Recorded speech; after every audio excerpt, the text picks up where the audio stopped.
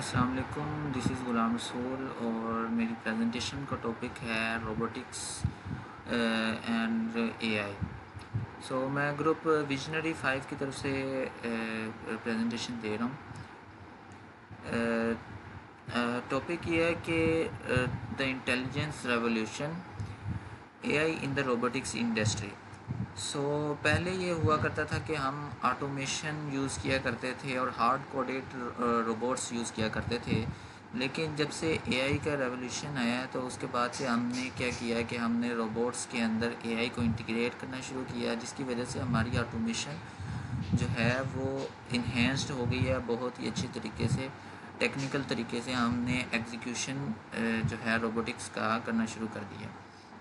सो executive summary मैं इस तरीके से एक्सप्लेन करूँगा कि जो पहले क्या होता था कि ऑटोमेशन जो है ट्रेडिशनल रोबोट्स के अंदर हम हार्ड कोडेड ऑटोमेशन यूज़ करते थे, लाइक प्रिंटर हो गए या इस तरीके के 3D प्रिंटर एंड एटसेट्रा, जिसके अंदर हम जो है ना काफ़ी रोबोटिक्स का तो इस्तेमाल था, लेकिन हार्ड कोडेड था कि जो कमांड मिलेगा वैसे ही करेगा। अपनी थिंकिंग या उसको इन्हेंस करना या जो कमांड आया उसको बेटर तरीके से इम्प्लीमेंट करना, इस तरीके की कोई भी जो है वो इम्प्लीमेंटेशन नहीं थी। ना ही कोई फिज़िकल इंटेलिजेंस थी, ना कोई स्ट्रेटजी थी, मतलब इस तरीके की बहुत ही कम थी। सो हुआ ये कि जैसे ही एआई का दौर आया, एआई को इंटीग्रेट किया, तो हमने ये देखा कि एआई जो है वो रोबोट्स के अंदर जब इंटीग्रेट किया जा रहा है तो उससे वो ऑटोमेटिक आपका जो है ना मशीन लर्निंग के थ्रू काफ़ी चीज़ें सीखता है और इम्प्लीमेंट ऑटोमेटिक करना शुरू कर देता है without the command of the owner. ठीक है।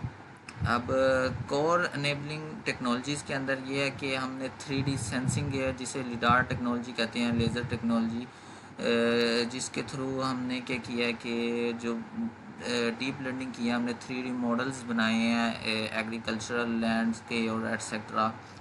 और एज कंप्यूटिंग के अंदर जो है हमने ये किया कि ऑन बोर्ड प्रोसेसिंग फॉर सब मिली सेकेंड कंट्रोल, यानी बहुत छोटे टाइम पीरियड्स के अंदर अंदर हमने जो है वो ऐसे लूप्स क्रिएट किए हैं एआई के थ्रू, जो ह्यूमन रोबोट कोलैबोरेशन के साथ जो है काम करें। आगे हमने मैन्युफैक्चरिंग इंडस्ट्री के अंदर के ज़ाहिर है एआई को हमने जैसे इंटीग्रेट किया, जैसे कि आपने न्यूज़ सुनी होगी, लीप 71 एक कंपनी है यूएई की, जिसने जो है काफ़ी इस तरीके के काम किए हैं, इस तरीके के रॉकेट इंजन डिज़ाइन किए हैं जो कि कम्प्लीटली एआई बेस्ड है। यानी एआई ने कैड डिज़ाइन बनाए, जिस तरीके की हम कंडीशन देंगे, लाइक फॉर एग्जांपल हमने कहा कि हमने हाइड्रोजन को बर्न करना है, हमारे पास इतना फ्यूल होगा, हमने इतना थ्रस्ट जनरेट करना है, हमारे पास ये लिमिटेशन है, लाइक कॉपर की लिमिटेशन है, हमने कॉपर यूज़ नहीं करना। तो उन्होंने क्या किया, एआई को ये कंडीशन दी। एआई ने रोबोटिक्स के अंदर इस तरीके से इंटीग्रेट कर चुकी थी कि उसने ऐसा कैड डिज़ाइन बनाया कि उसने 3D जो जिसे कहते हैं सीएनसी मशीन्स हैं, उनको यूज़ करते हुए इस तरीके के डिज़ाइन बना दिए जो कि बिल्कुल उन कंडीशंस के ऊपर 100% एफिशिएंसी के साथ काम कर रहे थे। अब वेयर हाउसिंग के अंदर लाइक अली बाबा वाली मैं एग्जांपल दूंगा। अली बाबा जो कंपनी है चाइना की, उन्होंने अपने वेयर हाउसेस के अंदर बहुत सारे मिलियंस ऑफ रोबोट्स लगा दिए हैं, जो कि ऑटोमेटिक एआई के थ्रू जो है वो अपना पाथ को इंडिकेट करते हैं, पाथ को फाइंड करते हैं, और सर्च एल्गोरिथम वगैरह उनके अंदर लगे हुए हैं, और वो डीप लर्निंग और मशीन लर्निंग के थ्रू हर बार सीखते रहते हैं और उनका काम बहुत ही ईजी हो चुका है।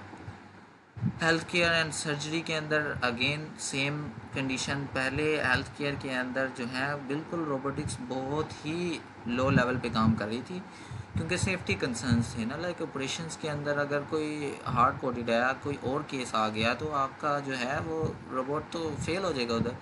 बट नाउ जब एआई को इंटीग्रेट किया गया है तो वहाँ पे रोबोट फेल नहीं होगा, वो डीप लर्निंग करेगा, पहले सर्जन्स के साथ काम करेगा, उसके बाद अब तक चाइना के अंदर successfully completely AI driven robot के थ्रू एक सर्जरी कर दी गई है। जो कि ऑफ कोर्स ह्यूमन की नहीं थी, लेकिन it is the first step. आगे हम चलते हैं एग्रीकल्चर के अंदर। सेम एग्रीकल्चर के अंदर जो है एग्रीकल्चरल लैंड को एआई इंटीग्रेटेड ड्रोन्स को क्रिएट किया गया, जो कि एग्रीकल्चर के अंदर काफ़ी ज़्यादा हेल्पफुल हो रही हैं। केमिकल यूजेज और कितनी नाइट्रोजन की मकदार चाहिए, कितनी नहीं चाहिए, सॉइल टेस्टिंग एट्सेट्रा, वो काफ़ी हद तक।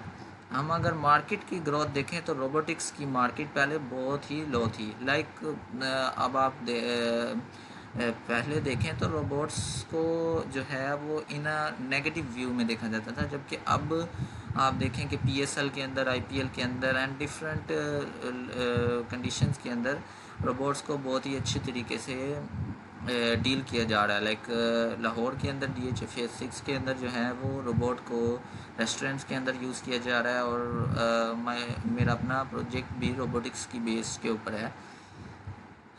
Traditional versus AI powered, same problem के ट्रेडिशन के अंदर जो है वो हम हार्ड कोडेड यूज़ करते थे, उनका ऑटोनोमस जो है ऑटोमेटिकली काम नहीं करता था, जनरलाइज्ड प्रॉब्लम्स को सॉल्व करता था। लाइक इवन के they the traditional board can't even pick banana by his own. अब अगर आप जेमिनाई के इंटीग्रेशन देखें अगर आप गूगल के अंदर, तो आप देख सकते हैं कि वो बहुत ही अच्छे तरीके से डील कर रहे हैं और कॉम्प्लेक्स प्रॉब्लम्स को शॉर्टर पार्ट के अंदर मशीन लर्निंग के थ्रू यूज़ कर रहे हैं रोबोट्स को।